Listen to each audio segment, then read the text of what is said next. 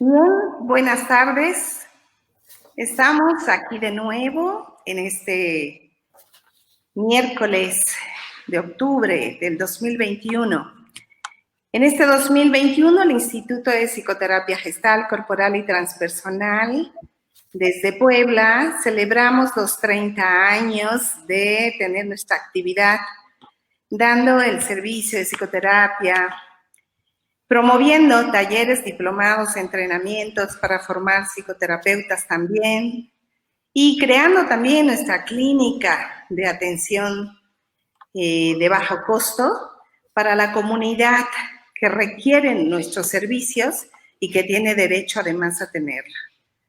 Y bueno, pues estamos aquí en esta nueva conferencia y esta conferencia, el omnipotente fetiche del siglo XXI, el celular y las benditas redes sociales. Probablemente algunos de ustedes y algunos no sepan que el celular, ¿verdad? La primera llamada que se realizó por celular fue el 3 de abril de 1973 por Martin Cooper de Motorola, ¿sí? Y justo le hizo esta llamada a su rival en competencia, Joel Engel. Y bueno, ya para octubre de 1973, el celular salió al mercado. El celular, como parece ser una consecuencia, parece natural, de esta necesidad de los seres humanos para poderse comunicar. Y bueno, hemos venido a lo largo de todos los tiempos comunicándonos de una manera verbal y no verbal y después desarrollando toda una serie de instrumentos, ¿verdad? Como el teléfono y ahora después esta telefonía celular para tratar de comunicarnos en la distancia. Pero a veces resulta paradójico este desarrollo de ciertos instrumentos o herramientas cuando terminamos no pudiendo comunicarnos entre nosotros mismos y de nosotros con nosotros mismos. Entonces, pues bueno, tenemos un invitado especial, apasionado de muchos de estos temas, obviamente en relación a lo que como comunidad humana nosotros pues venimos tratando de entendernos y de desarrollar estrategias de convivencia y de comunicación mejor entre nosotros. Nuestro invitado es el psicoanalista Juan José Galeazzi Julián. ¿Sí? Él es licenciado en psicología, tiene maestría en teoría psicoanalítica, doctorado en teoría psicoanalítica, en la publicación de la antología Introducción al Psicoanálisis, coautor del libro Retentivas Memorias del Foro sobre Psicoanálisis en el 2014. Trabaja también en el Hospital Universitario de la UAP y tiene un ejercicio clínico de psicoanálisis desde 1988 a la fecha. Es un amigo cercano, es un hombre al cual nosotros respetamos mucho por su labor terapéutica, psicoanalítica, y que hoy, repito, nos trae el tema del omnipresente fetiche del siglo XXI, el celular y las benditas redes sociales. Bienvenido seas, Juan José. ¿Cómo estás? Muchísimas gracias, Mirna. Me encuentro muy bien y muy feliz de que me hayas invitado a, de alguna manera, aportar un granito de arena para la celebración de los 30 años de estar bregando en este mar de oscuridades del alma humana y pretendiendo iluminarlas. Me acuerdo muy bien que hace 30 años también tuve la fortuna de estar en la fiesta que hiciste con el fin de echar a andar tu centro, y mira lo que son las cosas ahora 30 años después, volvemos a estar en otra fiesta, ¿no? Y en este caso, intercambiando puntos de vista y algunas reflexiones, que quiero compartir contigo y con tu amable público que ahora nos está acompañando, ¿no? Enhorabuena, y pues espero que sirva este granito de arena para, como te decía yo antes de entrar al aire, para que este cuarto de vida que tienes sea todavía más fructífero en los 3 cuartos próximos de vida que te esperan a ti y a tu centro, ¿no? Que así sea, Juan José, que así sea. Bienvenidos todos los que ya nos están viendo, escuchando. Esperamos poder, pues como dice Juan José, iluminar, ¿no?, el camino de oscuridades en el que nosotros también vivimos. Muy bien, Juan José, es todo tuyo. Muy bien, muchas gracias. Pues bueno, buenas tardes a todos los que nos estén acompañando. He intitulado esta reflexión, como ya lo dijo Mirna, como el omnipresente fetiche del siglo XXI. 2 puntos y tal vez me excedí: el celular y las benditas redes sociales. Todavía ahora he de confesar que tengo la duda de si era correcto juntar las dos o solo hablar del celular, pero bueno, ya lo veremos en la reflexión, ¿no?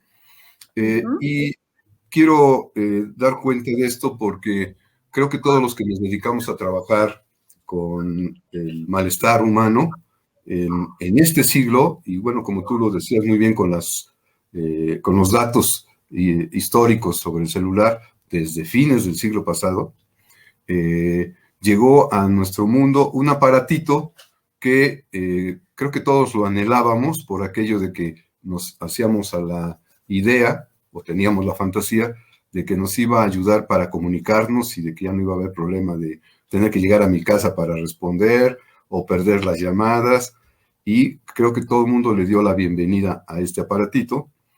Pero ahora, en los últimos años, nos vamos dando cuenta que efectivamente de manera paradójica, tal vez no esté cumpliendo del todo con la función de comunicación, y si por el contrario esta es la tesis que quiero reflexionar con ustedes, tal vez en los últimos tiempos este aparatito ya se ha convertido más bien en un fetiche, ¿no? Bueno, querré deletrear con ustedes el título de la charla para que me puedan seguir en mi reflexión y que al final podamos intercambiar puntos de vista. Empiezo por lo de omnipresente. ¿Por qué lo titulé así? Bueno, según el diccionario de la Real Academia Española, omnipresente viene del latín omnis, que significa todo, y presens entis, presente, ¿no? Entonces, es todo lo que está presente.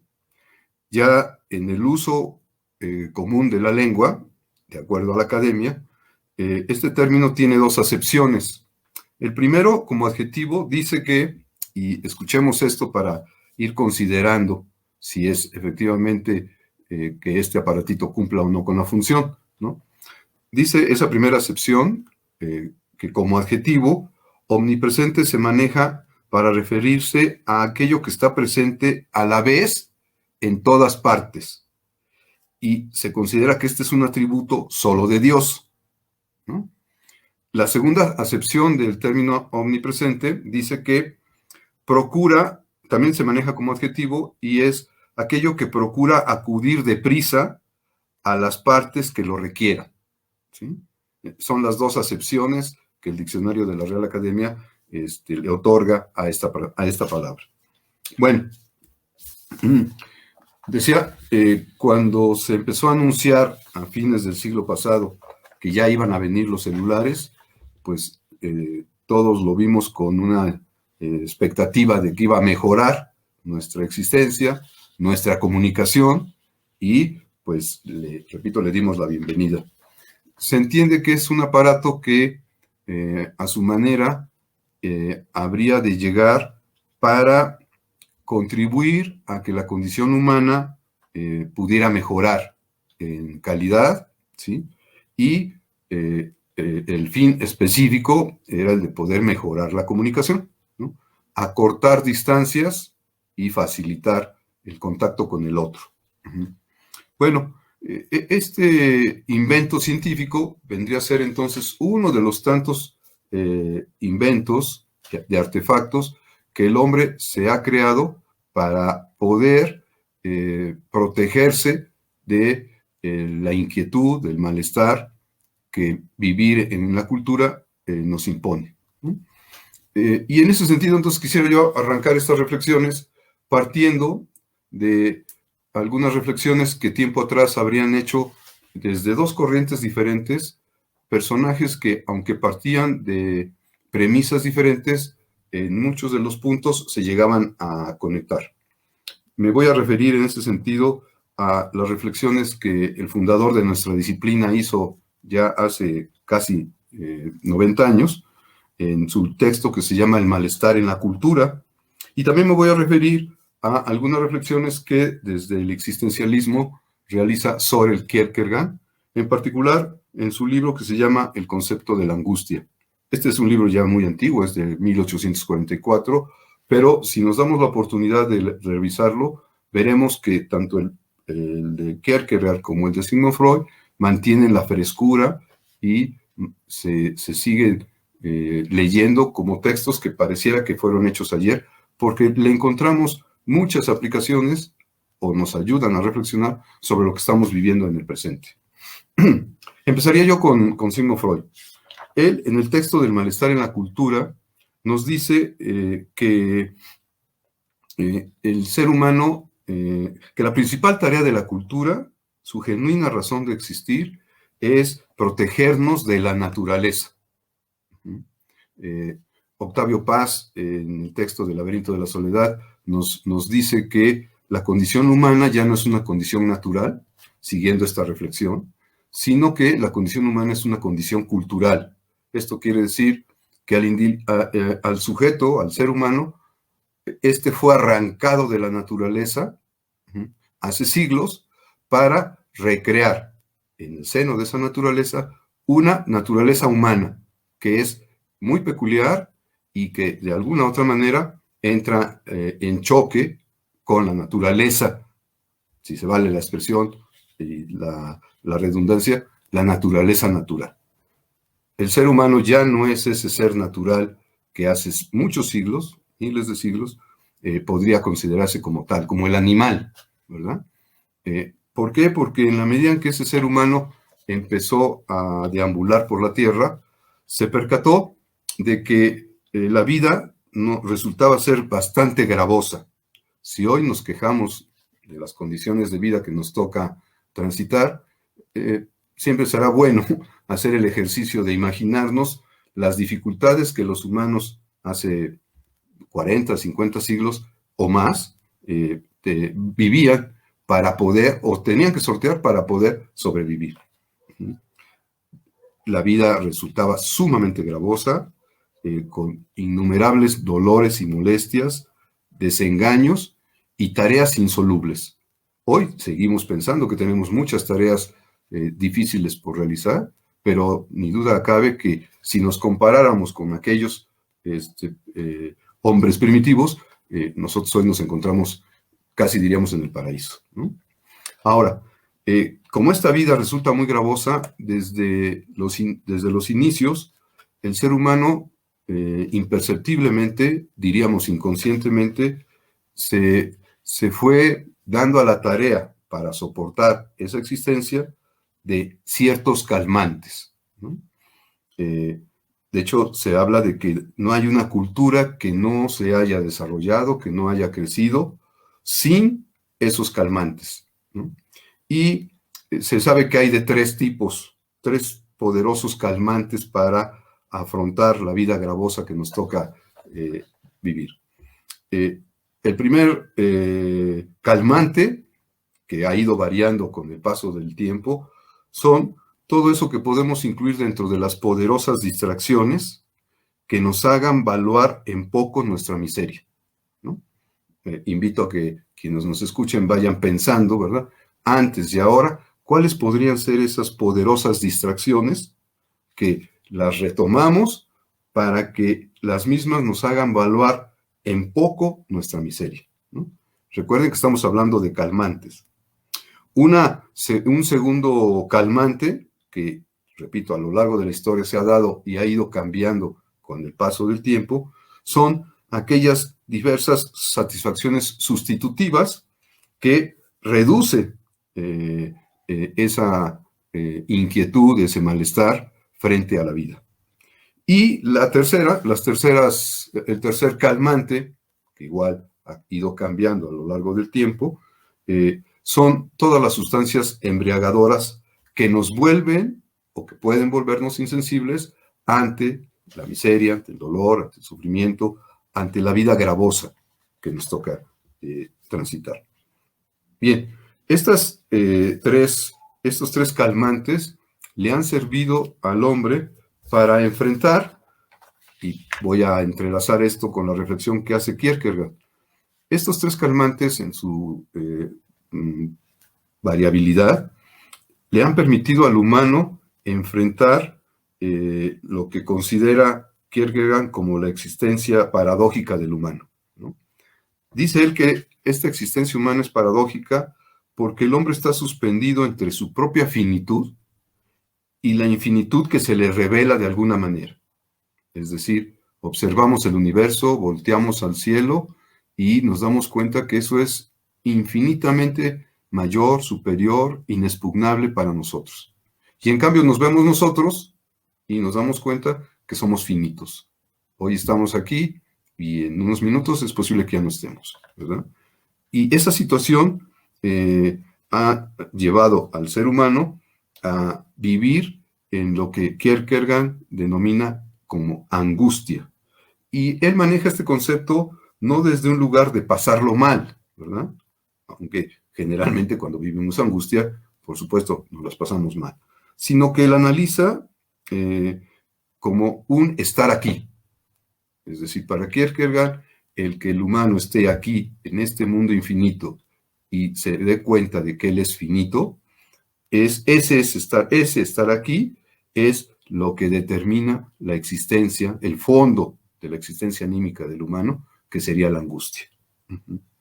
Esta supone un peso en nuestra vida que inevitablemente nos lleva al malestar.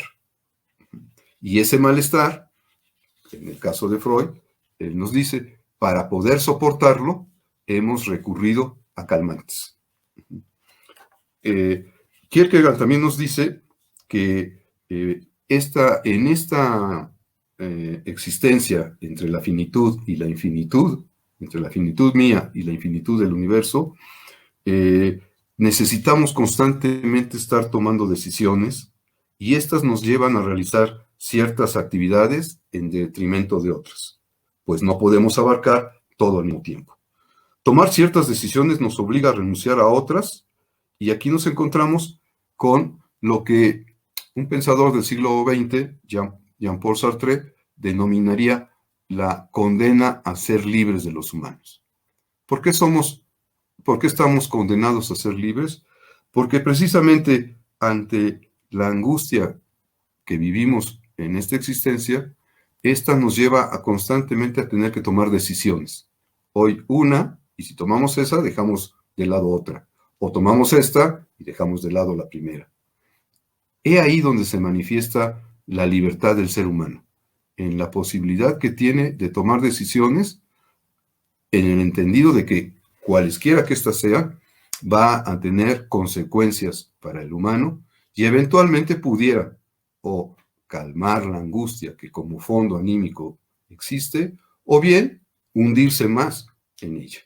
Al final, estamos sobredeterminados por el hecho mismo de que no solo somos seres biológicos, seres sociales, seres de lenguaje, sino que estamos inevitablemente enfrentados al hecho de que tenemos constantemente que decidir sobre nosotros y sobre los demás.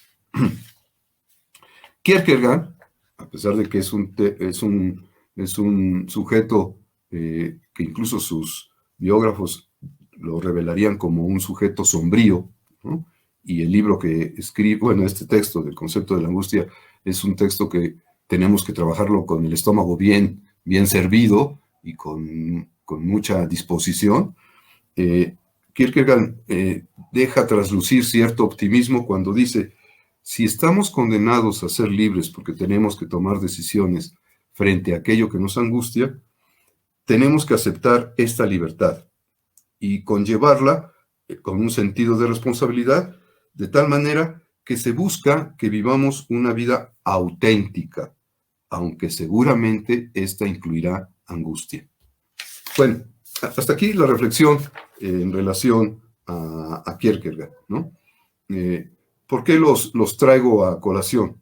Porque uno nos ha servido históricamente como el introductor al concepto de la angustia, y posteriormente Freud, a través de sus estudios clínicos, habrá de volver a tocar este concepto, ya no desde la filosofía, sino desde el análisis del sufrimiento humano, ¿no? Y dice él que los factores que nos pueden estar generando angustia o sufrimiento vienen desde tres lados. El primero, dice, proviene nuestra angustia de la existencia de mi real, de mi cuerpo, de mi organismo, porque desde ahí es que nosotros experimentamos la ruina, la desolación y el dolor que inevitablemente en algún momento nos habrá de provocar ese organismo que tiende a deteriorarse, ¿no? Y en ese sentido, ante ese dolor, ante ese deterioro, ante esa ruina, ante esa desolación, la angustia aparece como una señal, ¿verdad?, que nos está anticipando o anunciando la existencia de esas condiciones. Entonces, un primer factor desde donde viene esta sensación de molestia, de angustia, de sufrimiento, es nuestro propio cuerpo, ¿no? El segundo factor, o el segundo ángulo desde donde nos puede atacar el malestar, es desde el mundo exterior, que lo seguimos viendo a la fecha. Ese mundo exterior, ese mundo natural, nos puede abatir con sus furias, ¿no?, con sus fuerzas hiperpotentes, despiadadas, y que para nosotros aparecen como destructoras. Pensemos, por ejemplo, en la erupción del volcán que ahora se está dando en Mallorca, en Palma de Mallorca, o los sismos que a nosotros nos toca vivir con mucha frecuencia por acá, ¿no? Son un factor que desde los orígenes del ser humano y antes de él ya estaban en funcionamiento, en actividad, y cuando el ser humano llega, se percata que ante ello poco o nada nos toca por hacer. Y a la fecha lo seguimos viendo. Basta recordar los últimos sismos que nos ha tocado vivir, y cuando estamos en ese momento, por más que queremos sentir y pensar que estamos seguros, porque tenemos tecnología para enfrentarla, en esos pequeños segundos o minutos, que se nos hacen muy largos, nos damos cuenta que ante esa fuerza poco o nada podemos hacer, ¿no? Salvo pedir que pare el terremoto en ese momento. Y, por supuesto, también habla de que hay un tercer factor o ángulo desde donde proviene el malestar. ¿Cuál es ese otro factor? Mi relación con el otro, ¿sí? Resulta que desde los orígenes el humano ha estado en conflicto no solo con la naturaleza, no solo con su organismo que se va deteriorando, sino sobre todo y ante todo, y desde el principio, con el otro, ¿no? La manera más manifiesta que tenemos de ver ese conflicto es las guerras, principal industria del humano desde los orígenes hasta la fecha. Y el propio Freud nos dice, bueno, frente a estas condiciones angustiantes, el humano ha desarrollado tres actitudes, ¿sí? Todas ellas, o las tres, encaminadas a poder protegerse de esa angustia, de ese sufrimiento, y de un concepto que es típicamente psicoanalítico y que proviene de un psicoanalista francés, Jacques Lacan, que nos habla de la carencia o la falta. Los existencialistas, siguiendo el pensamiento de Kierkegaard, le van a denominar a esto la inquietud. El ser humano está sobredeterminado y de manera permanente por esta sensación de falta, podemos llamarle también de angustia, o de inquietud, ¿no? ¿Cuáles son esas tres actitudes que el humano ha desarrollado? Una es la búsqueda de consuelo. Piensen, amigos, cuáles son esas, en qué ha derivado las búsquedas de consuelo. La otra sería la búsqueda de distractores que le permitan no enfocarse en la vida, que le permitan olvidarse por un momento de la inquietud, de la angustia, del malestar. Y la tercera y última actitud que el humano ha desarrollado frente a esta condición humana es la búsqueda de la transformación de la realidad. ¿Sí? Bien, me gustaría en ese sentido señalar, pues, que frente al malestar que el humano ha vivido desde los inicios de la especie y desde los inicios de la vida de cada uno de nosotros, entonces hemos tratado de desarrollar modalidades que nos permitan calmar, acallar, suspender, obturar, y con la fantasía siempre de poder ponerle fin a ese malestar, ¿no? Quisiera comentar brevemente sobre estas, ¿no? Las que tienen que ver con el organismo, ¿no? Decimos, ese es uno de los factores que atacan al humano, y entonces, como el sufrimiento es solo sensación, ¿no? No subsiste solo subsiste mientras lo sentimos, y lo sentimos a consecuencia de ciertos dispositivos de los que forman parte de nuestro organismo. Para evitar tales sensaciones, el método más tosco al que hemos recurrido, pero es altamente eficaz, es el de la intoxicación, ¿no? Lo que se consigue mediante las sustancias embriagadoras en la lucha por la felicidad, ¿no? Y esto es apreciado también tanto por los individuos como por los pueblos, que les han asignado una posición envidiable en su economía libidinal. Esto es, han sido apreciados desde siempre porque le han ayudado a poder al humano desprenderse de sensaciones que vienen desde dentro de su organismo y que le resultan sumamente molestas, ¿no? No solo se les debe a estas sustancias la ganancia inmediata de placer, sino una cuota de independencia ardientemente anhelada respecto del mundo exterior. Y es notorio que esa propiedad de los medios embriagadores, esa ganancia que nos da, justamente eso determina su carácter peligroso y dañino. Cuando hablamos de esto, pareciera que estuviéramos hablando de las drogas, ¿verdad? De lo que en el discurso coloquial se ha denominado desde 1973 como las drogas, ¿no? Pero no solo hablamos de ellas. En el trabajo que nosotros desarrollamos día a día, nos damos cuenta cómo muchas veces las personas acuden con nosotros buscando no saber de ellos, sino buscando, y así nos lo dicen, ¿verdad? Deme una medicina, deme una pastilla, porque me siento mal, porque me duele el alma, porque no sé qué hacer de mi vida, ¿no? Y entonces no solo estaríamos hablando de las drogas, del alcohol, del cigarro, del crack, de la cocaína, de la marihuana, sino del diazepam, de la sertralina,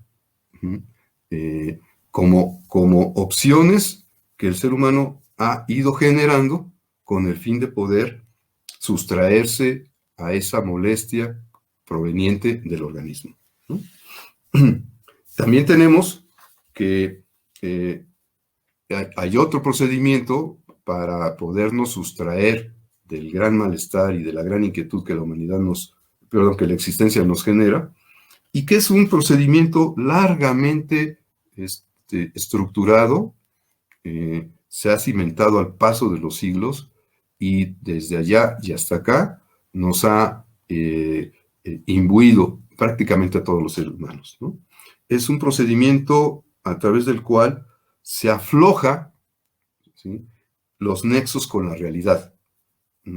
Pero ese procedimiento que nos ayuda a aflojar nuestros nexos con la realidad nos permite obtener satisfacciones a través de ilusiones que son admitidas, pero que las aceptamos en la medida en que nos permiten conservar cierta dimensión de goce. El ámbito del cual provienen estas ilusiones es la vida de las fantasías. Entendamos por fantasías ese deseo humano de cumplir con los deseos. El deseo por excelencia humano es el deseo de desear y de cumplir ese deseo. Dentro de estas modalidades podríamos tener el arte, ¿verdad?, a través del cual el que trabaja esto va a poder transformar algo feo, algo rocoso, en algo bello, y entonces poder transformar, cuando menos en esa dimensión, esa realidad que antaño era fea, era repudiable, en ahora una realidad bella, atractiva. Bien, pero también dentro de esta modalidad de aflojar el nexo con la realidad, tenemos un procedimiento más enérgico y radical, ¿no?, en donde éste discierne como enemigo del humano a la realidad, y en función de eso, le da a esa realidad la función de ser la fuente de todo padecimiento humano, con la cual se tiene que convivir. Y por eso es necesario romper todo vínculo con ella, si es que uno quiere ser dichoso en algún sentido. En esta vía se pretende recrear a ese mundo, edificar en su reemplazo, se puede eliminar y ser sustituido en el sentido de los deseos propios del humano. Particular significación reclama dentro de este rubro el caso en el que un número mayor de seres humanos emprenden en común el intento de crearse un seguro de dicha y de protección contra el sufrimiento por medio de una transformación delirante de la realidad efectiva. No podemos menos que caracterizar como unos tales delirios de masa a las religiones de la humanidad, todas. ¿Por qué? Porque todas ellas comparten el delirio, y los que forman parte de cada una de estas agrupaciones forman parte porque se han identificado en ese delirio, y ya sabemos que quien comparte el delirio, naturalmente, nunca lo va a discernir como tal. Esta vía delirante colectiva, tiene la característica de que resta valor a la vida aquí, en el planeta, y desfigura de manera delirante la imagen del mundo real, lo cual supone, para poder lograr esto, amedrentar, golpear, restringir, reprimir a la inteligencia humana. Es decir, no se trata de ver la realidad, se trata en esta vía de transformarla por otra, sustituirla por otra, y que esa otra corresponda a nuestros deseos. A este precio, mediante la violenta fijación de un infantilismo psíquico en la masa y la inserción de un delirio, esta formación consigue ahorrarle a los seres humanos, aparentemente, mucho de ese sufrimiento, ¿sí? Pero, desafortunadamente, pareciera que su camino de ahorrarnos el sufrimiento es cambalachado, transfigurado, intercambiado por la promesa de que en el más allá podremos cumplir lo que en el más acá nos está vedado. Entonces, ha servido de alguna manera para que millones de seres humanos a lo largo de la historia puedan afrontar la realidad. Más bien, puedan sustituir la realidad y poder convivir con esta, creyendo que la misma responde a sus deseos. Y bueno, y por último, está esta modalidad que tiene que ver con la sublimación de nuestras pulsiones. No se trata de embriagarse, no se trata de buscar el consuelo, sino se trata de que estas pulsiones de vida y de muerte que los seres humanos tenemos, podamos sublimarlas para efectos de lograr la erotización de la cultura. ¿Qué es la erotización de la cultura? La unión, la unidad de la cultura. Porque recordemos que Eros, el dios del amor, para los griegos, era el dios que permitía la unidad de la materia. En sentido contrario a Tánatos, que sería justamente el encargado de la destrucción de la materia. Entonces, la sublimación de las pulsiones pasa básicamente por dos modalidades. Una, pues si estamos hablando de Eros, sería la del amor, ¿no? Esta sublimación de nuestra pulsión de vida transformada en amor es lo que nos va a permitir poder abrazar al otro, poder unirnos al otro y, por lo tanto, poder trabajar para el otro, pero también trabajar para uno mismo, ¿no? Y dentro de la sublimación de las pulsiones vamos a encontrar la otra modalidad, que es curioso, ¿no?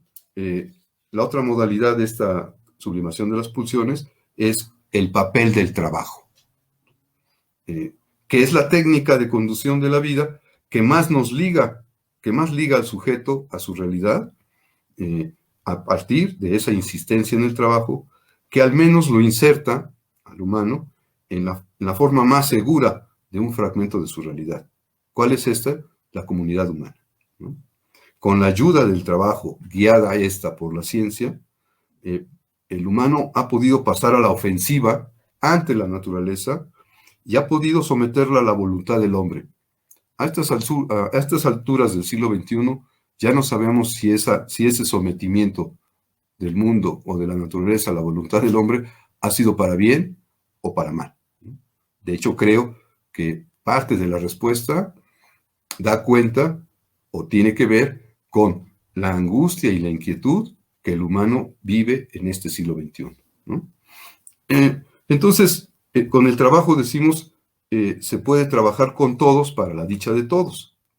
La actividad profesional nos brinda una satisfacción particular cuando ha sido esta elegida libremente, o sea, cuando nos permite volver utilizables, mediante sublimaciones, nuestras inclinaciones pulsionales existentes. No obstante, aquí hay un pero, nunca falta el pero, no obstante, el trabajo con ser esta modalidad a través de la cual podemos tomar la iniciativa y afrontar la naturaleza, el trabajo es muy poco apreciado como vía hacia la felicidad. Los seres humanos, la gran mayoría de ellos, trabajan forzados, ¿sí? Con argumentos como tengo que ganarme el sustento, no tengo de otra, si no trabajo me muero, y entonces se aborda el trabajo, se afronta el trabajo, las más de las veces, con una natural aversión que deriva en difíciles problemas sociales, ¿no? Como un refuerzo a esta idea de que el trabajo es poco apreciado como vía hacia la felicidad, les he de recordar una canción que por ahí habla del trabajo, ¿no? Una canción, creo que es un mambo, ¿verdad? En donde la letra dice algo así como, yo no trabajo porque el trabajo se hizo para los bueyes, ¿verdad? Entonces, ya digamos que en esa frase nos están diciendo, están representándonos esa aversión a este modo que tenemos los humanos de poder afrontar la inquietud que la existencia nos provoca y que cuando la observamos, cuando la analizamos históricamente, nos damos cuenta que efectivamente es lo que nos ha permitido ir del estado de casi primates originarios, ahora a este estado que, bueno, repito, con frecuencia nos ufanamos, ¿verdad? Somos la especie más avanzada en el planeta. Insistiría en que esto a estas alturas, si los animales hablaran, seguramente que nos harían serios cuestionamientos, ¿no? Bien, ¿por qué hablé de esto? Bueno, pues porque necesitaba yo esta larga introducción, tal vez, para poder hablar del fetiche, ¿no? ¿Qué es el fetiche? Bueno, el fetiche tiene que ver, primero que nada, es un término que viene del portugués, ficticio, que quiere decir lo aparente, ¿no? Lo espectacular. Bien. ¿Por qué traemos a colación este concepto? En 1905, Freud utiliza por vez primera este concepto para designar con él a ese objeto que ocupa un lugar en el lugar del pene faltante de la mujer, que el varoncito ha creído que ella lo tiene y que cuando observa que no es así, este varón se reniega a aceptarlo, ¿no? Esta afirmación clásica del psicoanálisis, el fetiche como el objeto que ocupa el lugar de la mujer que el varón creería que éste tendría, es una aseveración que la hace en 1905 en su texto Los tres ensayos de la sexualidad.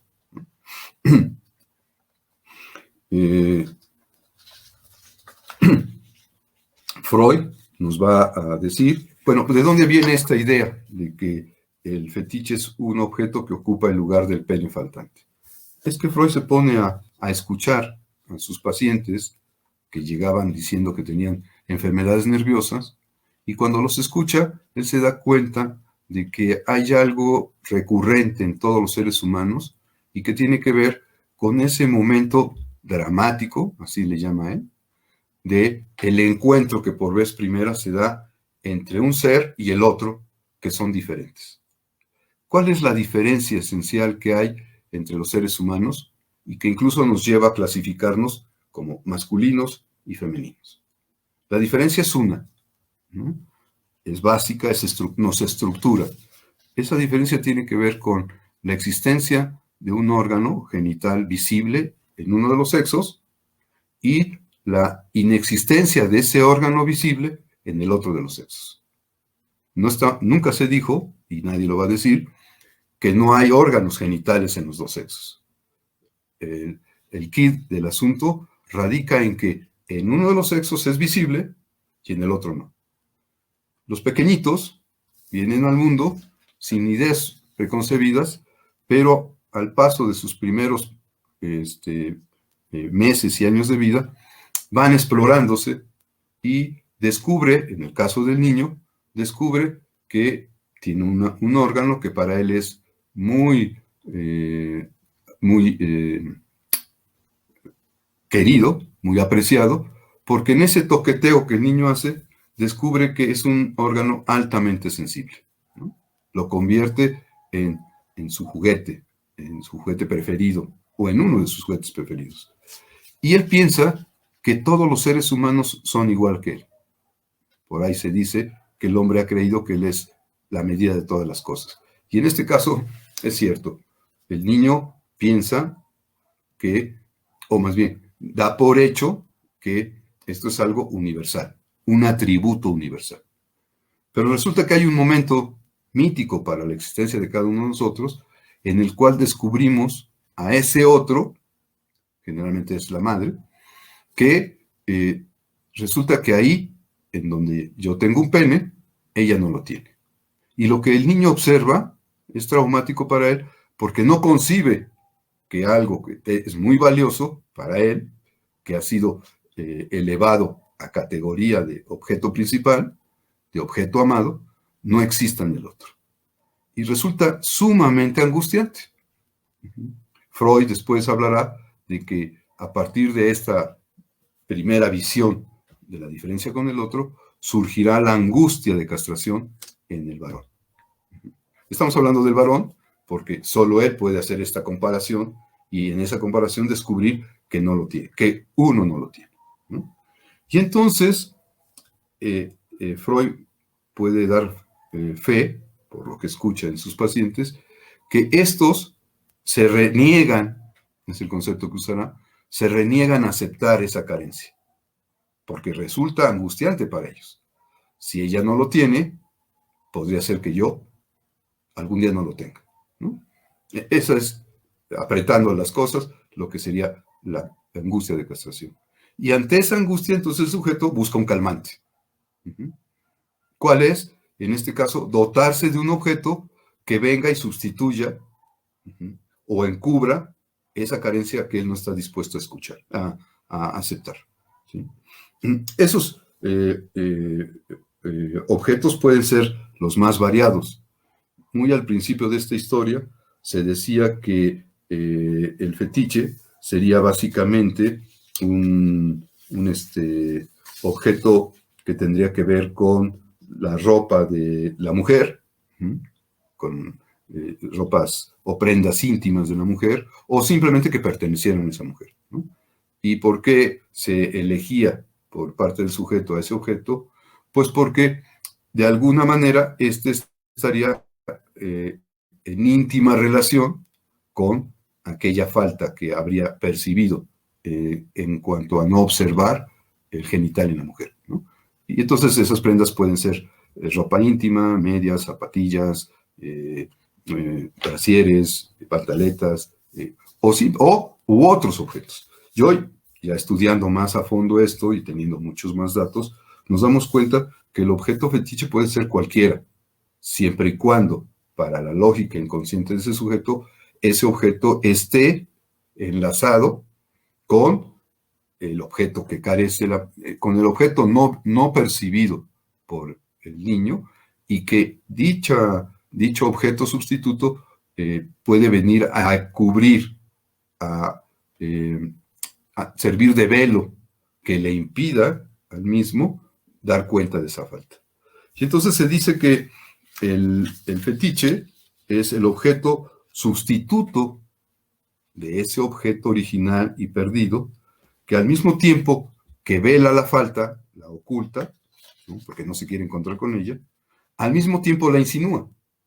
Todo sujeto que tenga un objeto fetiche, lo que nos está mostrando es que no quiere ver lo que por otro lado oculta. No quiere ver lo que por otro lado insinúa, ¿no? Con esto, con esta doble función, el fetiche va a obtener entonces un valor que lo va a llevar a que el sujeto lo elija como ese objeto sustituto, ¿no? Bueno, el objeto fetiche, siguiendo el razonamiento freudiano, le va a permitir a Lacan decir que ese objeto habrá de devenir en lo que él denomina como objeto A, causa del objeto perdido, ¿no? Y la falta de ese objeto se vive tanto en lo real, ¿no?, en lo simbólico y en lo imaginario. Incluso él llega a decir que ese objeto es el resorte, ese objeto perdido, que luego se buscará sustituir por otro, es el resorte del sujeto que le permite relacionarse con el mundo. Puede relacionarse bien embriagándose, puede relacionarse bien buscando el consuelo, o puede relacionarse bien buscando la sublimación de sus pulsiones, por la vía del trabajo, por la vía del amor, ¿no? Bueno, esto tiene que ver, bueno, si esto es el fetiche, ¿no?, nos remite forzosamente a la relación dialéctica entre hijo y madre.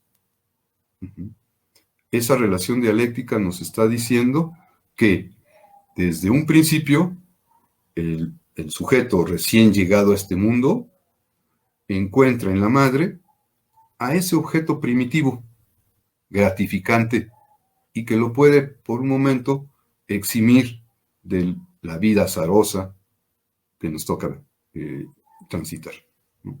Pero ese objeto original, primario, finalmente lo pensamos como el seno de la madre, ¿sí?, aunque para el bebé no está claro qué es ese objeto. ¿Por qué? Porque en su inmadurez biológica no puede discernir en esos momentos el seno como una cosa diferente del otro. Lo que el bebé experimenta es una enorme satisfacción, y lo vemos. Si alguien duda de esta teoría, bastaría solamente con darnos la posibilidad de observar a un niño, a un bebé, ¿sí?, en sus primeros días de vida, y veremos cómo ese bebé efectivamente se encuentra en el paraíso terrenal cuando está con su madre, ¿no?, cuando está comiendo del cuerpo del otro, cuando se está al mismo tiempo que alimentando, erotizando. Ese objeto original, en muy poco tiempo, el niño lo va a echar de menos, lo va a añorar, porque se habla de dos momentos. Un primer momento original, en donde el bebé, al experimentar un malestar, recibe en la boca ese objeto que sacia su malestar, que lo calma, que lo adormece. Primer momento. Segundo momento, ese mismo bebé va a volver a experimentar una privación, un malestar en lo real de su cuerpo, y ahí empieza el anhelo por encontrar nuevamente ese objeto que en el primer momento lo dejó satisfecho.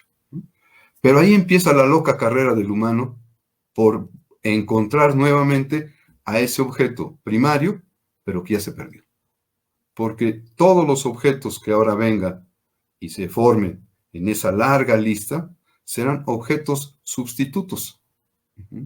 Objetos a través de los cuales se buscará encontrar nuevamente esa sensación primaria de plenitud. Lamentablemente, esto nunca se puede volver a revivir, y lo que sí nos encontramos inevitablemente es con, dicen los existencialistas, la inquietud. Decimos en psicoanálisis, la falta, la carencia. Algo así como, esto no es suficiente. No es esto lo que estoy buscando. Por eso Lacan va a decir que es este el resorte de la vida humana, porque en esa pretensión de buscar ese objeto primario que me pueda saciar, me voy topando con otros objetos que nunca van a ser el mismo, nunca van a ser ese. Resulta que yo me lanzo a la búsqueda de un objeto con ciertas características y siempre lo que voy a encontrar es, más bien, y siempre me voy a desencontrar con otro objeto que no posee esas características y me deja en falta. Bueno, ok. Si esto es así, entonces ahora ya podemos vincular el concepto de angustia, de inquietud, de carencia, lo podemos vincular con los modos que el ser humano ha tenido para afrontar estos, ¿no? Puede ser que haya querido embriagarse, puede ser que haya querido consolarse, o bien que haya querido trabajar y amar. Aquí entra el tema del fetiche del siglo XXI. Al principio de la charla decíamos, y Mirna nos dio datos acerca de la aparición de este aparatito, lo veíamos como un aparatito que podría resolvernos muchas de nuestras inquietudes, muchas de nuestras limitaciones, muchas de nuestras finitudes. Y ha llegado al mundo, y ahora este aparatito lo hemos convertido ya no solo en un aparato para comunicarnos. Es más, muchas de las veces no nos comunicamos a través del celular. En esta época de la pandemia, en alguna ocasión, dentro de los muchos memes que surgieron, llegó uno que me llamaba mucho la atención, que tenía que ver con que eran dos personas sentadas en una banqueta, los dos con su celular, y decía el meme, cuando te conectas, ¿sí?, al celular, te desconectas del otro, ¿sí? ¿Cuántas veces no nosotros vemos esto, no como memes, sino en la vida real, cuando vamos, por ejemplo, a un restaurante, particularmente en fin de semana, cuando las familias dicen, salimos a convivir, ¿no? ¿Qué vemos en esos restaurantes? Pues que hay 8 miembros de la familia en la mesa, 7 de ellos tienen el celular en la mano, casi no comen, no hablan entre ellos, y de tanto en tanto escuchamos, ya te envié tal cosa, ¿no? No es, mira, te lo muestro, sino, ya te lo envié. Y eso, si se atreven a enviarle al otro, porque si no, cada quien está en su mundo, en su fetiche, en su objeto fetiche, porque este está presente en todas partes, ¿sí? Prácticamente ahora, una buena cantidad de los humanos, empezando desde los bebés, ya traen el chip, ya traen el celular, ¿no? Y esto ha causado un sinnúmero de estragos que recién apenas los que nos dedicamos al trabajo de estudiar al ser humano, lo empezamos a discernir, ¿no? Pero todos en la consulta escuchamos constantemente la problemática que este objeto fetiche ha venido a generar. En el campo académico, en el campo amoroso, en el campo familiar, en el campo laboral, en el campo del ocio, y ni qué decir, en el campo de la relación con el otro, ¿no? ¿Por qué sostengo la idea de que este aparatito se ha convertido en el gran fetiche? Pensemos en la definición de omnipresente. Está en todas partes, ¿no? Y parece que está para todo. Ahora ya no se necesita tragar saliva para ir y declarársela a una mujer y decirle si quiere ser mi novia.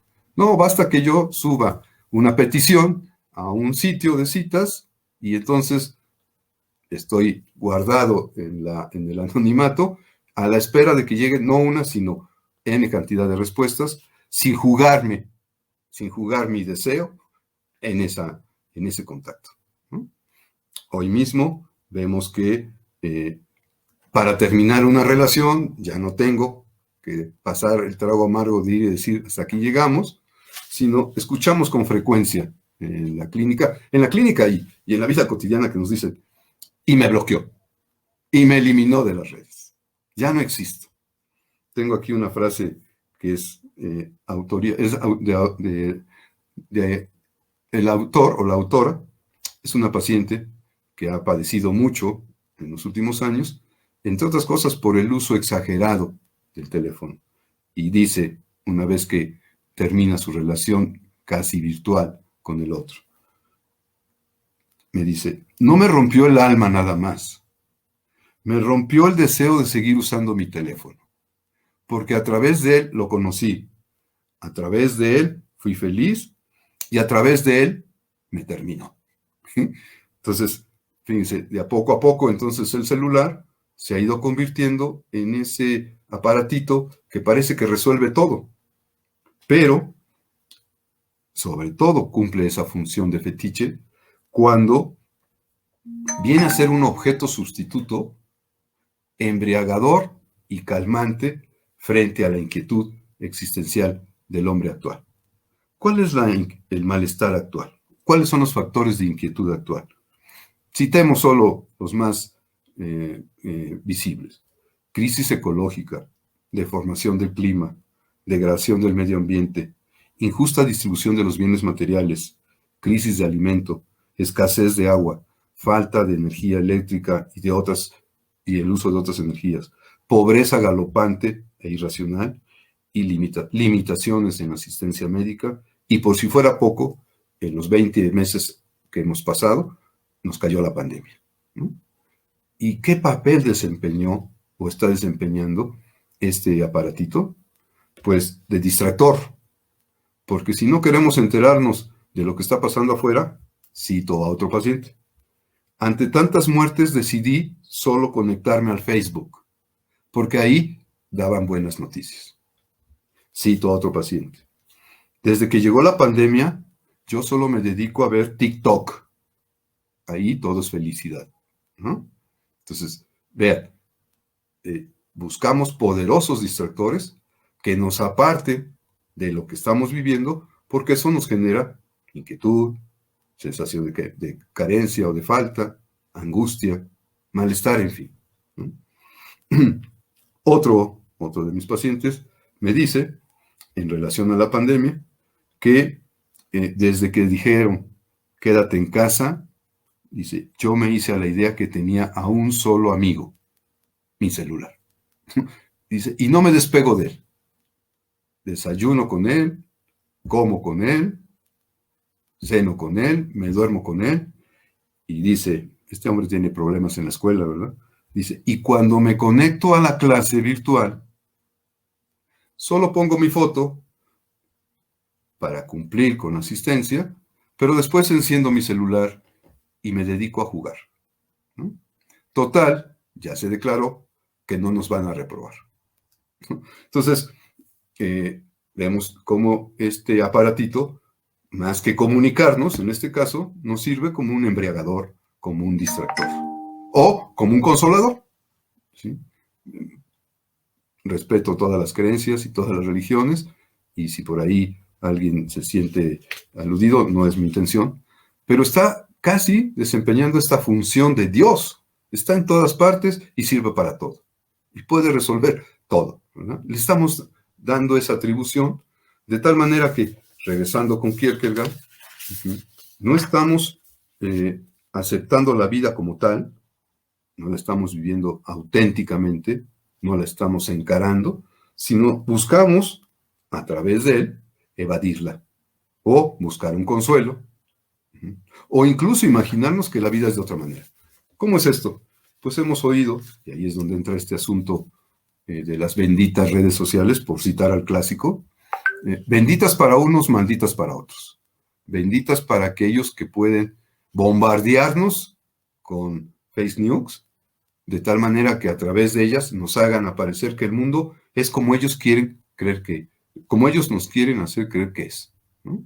Y entonces, para muchos que dominan esto, es muy fácil manipularnos y hacernos creer que las cosas son de otra manera.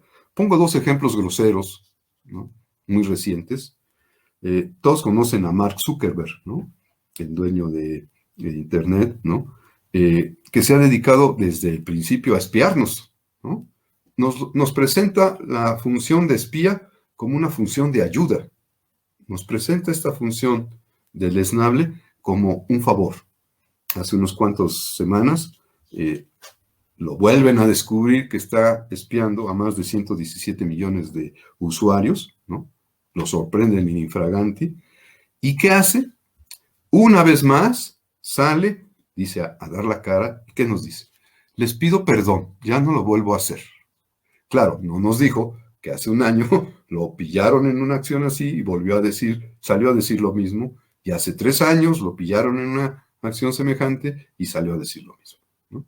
Claro, él tiene el poder absoluto de hacernos creer que con pedir perdón ya cumplió, ¿no? Y por supuesto sigue la maquinaria, ¿no?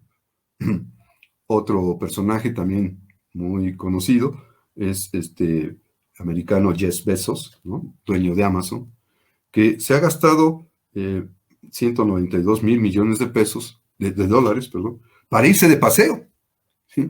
Para irse de paseo, cuando es uno de los personajes que está íntimamente ligado a la contaminación ambiental, a la degradación de la atmósfera, ¿sí?, a la galopante pobreza y al descarado enriquecimiento de algunos cuantos. Pero se va de paseo y nos regresa diciendo que esto es accesible, ¿no? ¿A quién? Solo lo dejó así. Es accesible. Imagínense para quiénes, ¿no? Y son los personajes que nos siguen vigilando y nos siguen programando. Creo que todos hemos tenido esa experiencia de que si entramos al celular y escogemos una canción, ¿no?, al rato ya nos están llegando muchas con el título de Hecho para ti. ¿Cómo le hicieron? Ah, pues es que me están siguiendo.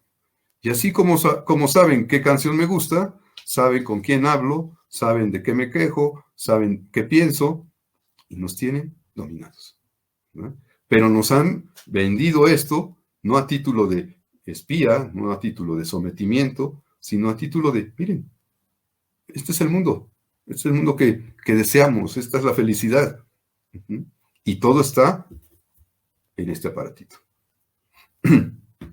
El malestar más visible, y con eso hoy quisiera terminar esta intervención, el malestar más visible y la demanda de ayuda más fuerte que se ve confrontada cada día con los poderosos ideales del éxito social que este consenso liberal ha impuesto, se mezcla con el fanatismo, con el ocultismo y a veces con la pseudociencia. Todo para dibujarnos, pintarnos un panorama que responda a los deseos de algunos, pero que no reflejan esa realidad que, por otro lado, sigue siendo una realidad angustiante, inquietante y que genera en todos nosotros sentimiento de carencia. En la vida amorosa, por supuesto que esto también ha venido a generar toda una serie de vicios y de usos y costumbres. Para ahora ya es muy común para nosotros escuchar expresiones como me dejó en visto, ¿no?, o no me etiquetó, o como me lo dijo otra paciente, estoy celosa porque no me puso en su foto de perfil y sí puso a la otra, ¿no?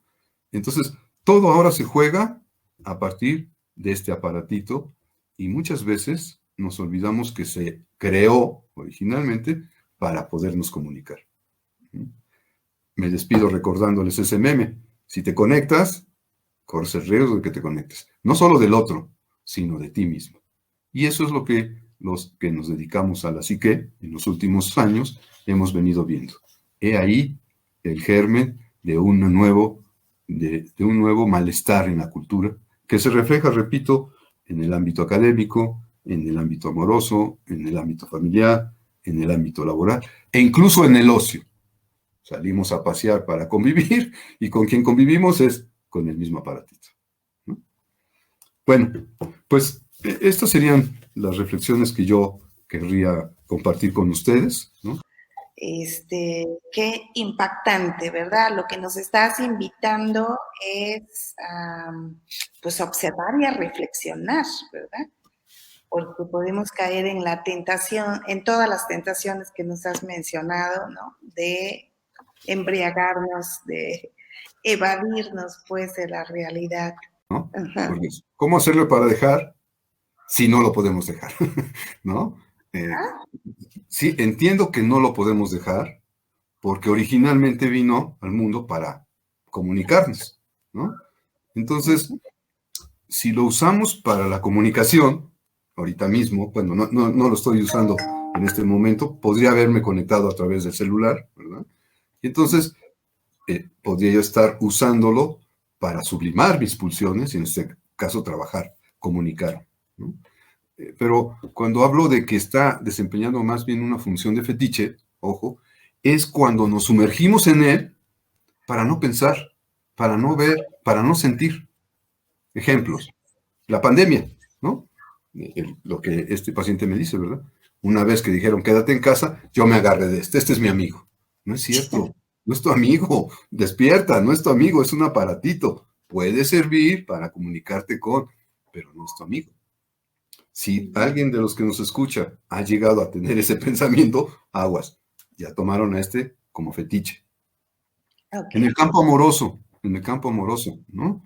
Lo que hoy ya es muy común, ¿no? Personas muy tímidas, muy inseguras, ¿no? Bueno, lo escuchamos en la clínica, ¿verdad? Es que yo no me le puedo declarar, le mandé una solicitud de amigos, ¿no? Y conocemos gente que tiene 10 millones de amigos aquí, ¿verdad? Y de esos 10 millones de amigos conoce a 2.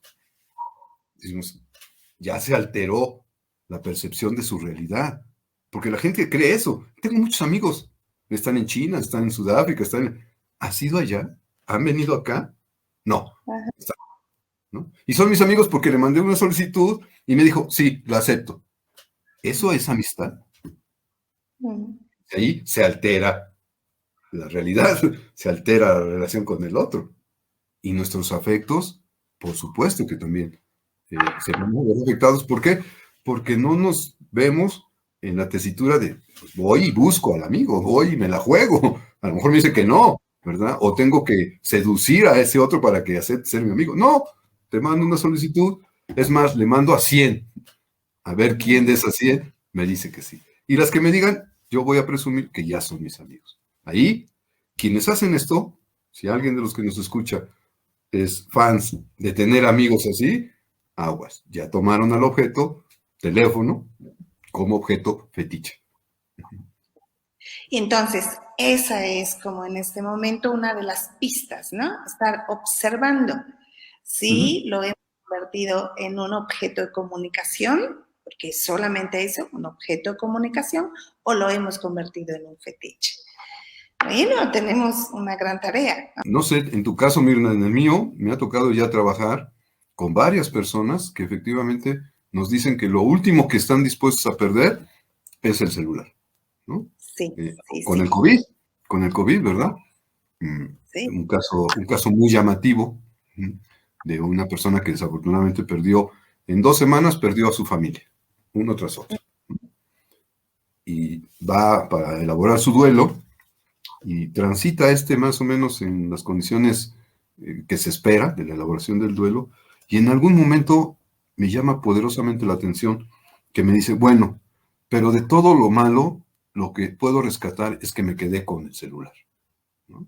Fíjense, cómo este sujeto, tal vez imbuido todavía del duelo, no distingue entre este aparatito y los seres humanos que se fueron. Y los homologa. Dice, bueno, lo único bueno es que me quedé con este. ¿No? Claro. Entonces, Claro. ahí hay una dependencia. Porque, ¿qué pasaría con ese sujeto si ya no tuviera el celular? Sí. Enloquecería, ¿verdad? Colapsaría, se psicotizaría. Bueno, no nos tiene que pasar una situación tan extrema, porque entonces yo la regresaría. ¿Estarían dispuestos a estar un mes sin celular? Ajá. Veamos qué tan. ¿Cuál sería el neologismo? En lugar de alcohólico serían celólico, celolólicos, ¿sí? Dependientes del celular. ¿Me pueden contestar? ¿Qué tan dispuestos estarían a estar? ¿Irse de vacaciones? ¿Qué tan dispuestos estarían? ¿Irse de vacaciones? Sin celular. Bueno, yo he trabajado en la clínica, ¿sí? Con personas donde hemos tenido que hacer un duelo por la pérdida del celular. Cierto, cierto, cierto, cierto. En realidad, de fondo, es la pérdida de una comunicación humana con muchos otros, ¿no? Digo, vamos trabajando de fondo. Pero justo esta invitación que tú haces nos ayudaría a nosotros a descubrir, ¿se crea un síndrome de abstinencia al respecto, no? Dado que hay una dependencia de ello. Qué interesante sabría reconocer cuáles son esos síntomas, ¿no? Una prueba más pequeñita.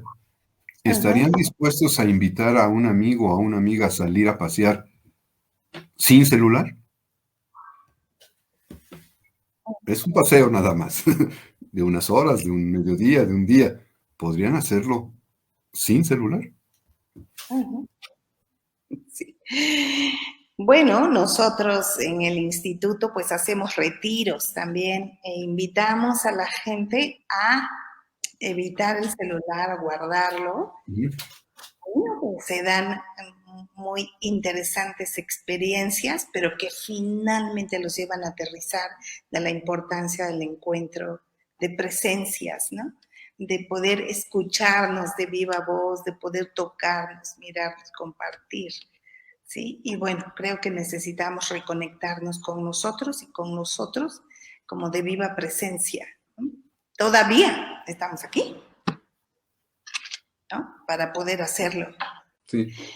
Bueno, pues vamos a ir cerrando esta conferencia tuya, esta aportación que haces a la comunidad humana, aportaciones que a través de ustedes, de ti, Juan José, y de otros conferencistas, pues queremos hacer también como instituto. Pues queremos ayudar a despertar como la conciencia y pues a trabajar en el bienestar, pero basado en una realidad, ¿sí? Y ayudar a establecer como pues caminos de comunicación mucho más sensibles, ¿no? En donde no esté basado en la evasión. Bueno, al final algo que quieras decir, cerrar ya. Bueno, pues una vez más, darte las gracias porque me has invitado a no solo a dar la charla, sino a formar parte de este equipo de conferencistas que estamos junto contigo celebrando tus 30 años de existencia, o los 30 años de existencia de tu hijo, Igecore, ¿no? Entonces, primero que nada, pues agradecerte esto. Segundo, agradecer al público que nos ha acompañado, incluso que nos ha hecho llegar estas reflexiones.